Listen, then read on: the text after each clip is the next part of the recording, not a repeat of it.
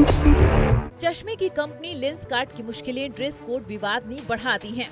Dress code विवाद के कारण सुर्खियों में आई कंपनी लेंसकार्ट के शेयरों में आज कारोबार के दौरान करीब 4% से ज्यादा गिरावट आई। स्टॉक मार्केट में तेजी के बावजूद इस आईवेयर रिटेल कंपनी के शेयरों में गिरावट आई है। कंपनी का शेयर पिछले सत्र में 534 रुपए 85 पैसे पर बंद हुआ था और आज यह 530 रुपए 5 पैसे पर खुला। कारोबार के दौरान यह करीब 5% गिरावट के साथ 508 रुपए 70 पैसे तक फिसला। 15 अप्रैल को यह 559 रुपए 80 पैसे के ऑल टाइम हाई लेवल पर पहुंचा था, लेकिन उसके बाद इसमें 7% से ज्यादा गिरावट आई है। इसके साथ ही कंपनी का मार्केट कैप 90,000 करोड़ रुपए से कम रह गया है। लेंसकार्ट का आईपीओ पिछले साल नवंबर में आया था।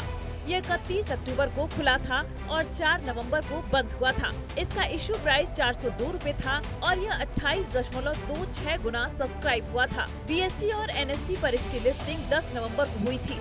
इस साल इसकी कीमत में 17.58% तेजी आई है, जबकि पिछले 6 महीने में यह 27.91% चढ़ा है। इस बीच कंपनी ने एक कथित आंतरिक ग्रूमिंग दस्तावेज को लेकर सोशल मीडिया पर हुए विरोध के बाद माफी मांगी है। इसके अलावा कंपनी ने नया इन स्टोर स्टाइल गाइड जारी किया है, जिसमें कर्मचारियों को कार्यस्थल पर धार्मिक और सांस्कृतिक प्रतीक पहनने की अनुमति दी गई है। कंपनी ने एक्स पर जारी बयान में कहा कि ग्राहकों और समुदाय की चिंताओं को दूर करने के लिए वो अपने दिशा निर्देशों को सार्वजनिक और पारदर्शी बना रही है। नई नीति में टीम के सदस्यों द्वारा आस्था से जुड़े सभी प्रतीकों जैसे बिंदी, तिलक, सिंदूर, कलावा, मंगलसूत्र, कड़ा, हिजाब और पगड़ी को स्वीकार किया गया है। कंपनी ने कहा, यदि हमारे कार्यस्थल से जुड़े किसी भी संचार से किसी को ठेस पहुंची हो या ऐसा महसूस हुआ हो कि उनकी आस्था का यहाँ स्वागत नहीं है, तो हमें गहरा खेद है। यह लेंसकार्ट की पहचान नहीं है और न ही कभी होगी। लेंसकार्ट के अंदरूनी ड्रेस कोड को लेकर विवाद तब शुरू हुआ जब सोशल मीडिया पर एक पुराना स्टाइल गाइड वायरल हुआ। इस दस्तावेज में कथित तौर पर हिजाब की अनुमति थी, लेकिन बिंदी, तिलक और टीका जैसे हिंदू धार्मिक प्रतीकों का जिक्र नहीं था।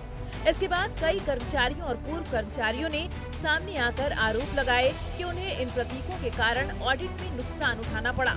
पुणे के पूर्व स्टोर मैनेजर हर्ष हटेकर ने बताया कि 2024 में स्टाफ के हाथ में कलावा पहनने पर ऑडिट में अंक काटे गए थे।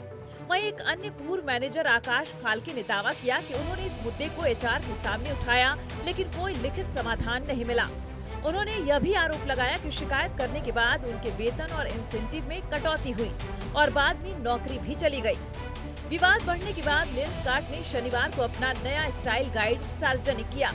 कंपनी ने साफ कहा कि बिंदी, तिलक, सिंदूर, कलावा, मंगलसूत्र, कड़ा, हिजाब और पगड़ी जैसे सभी धार्मिक और सांस्कृतिक प्रतीकों का स्वागत है। कंपनी ने माना कि पहले की कुछ कम्युनिकेशन में कर्मचारियों को ठेस पहुंची और इसके लिए माफी भी मांगी। कंपनी के संस्थापक और सीईओ पीयूष बंसल ने इस मामले पर खुलकर प्रतिक्रिया दी। उन्होंने कहा कि जो दस्तावेज वायरल हुआ था वह एक पुराना ट्रेनिंग फाइल था, न कि आधिकारिक नीति। उन्होंने स्वीकार किया कि उसमें बिंदी और तिलक से जुड़ी गलत लाइन थी, जिसे पहले ही हटा दिया गया था, लेकिन समय पर ध्यान न देने की जिम्मेदारी उन्होंने खुद ली। लेंसकार्ट ने कहा है कि अब आगे की सभी नीतियां और ट्रेनिंग मटेरियल पूरी तरह से समावेशी होंगे। कंपनी ने यह भी भरोसा दिलाया कि सभी कर्मचारियों के साथ समान व्यवहार किया जाएगा और किसी भी धर्म या परंपरा के आधार पर भेदभाव नहीं होगा। हालांकि कंपनी ने कर्मचारियों द्वारा लगाए गए व्यक्तिगत आरोपों पर अभी तक अलग से जवाब नहीं दिया है।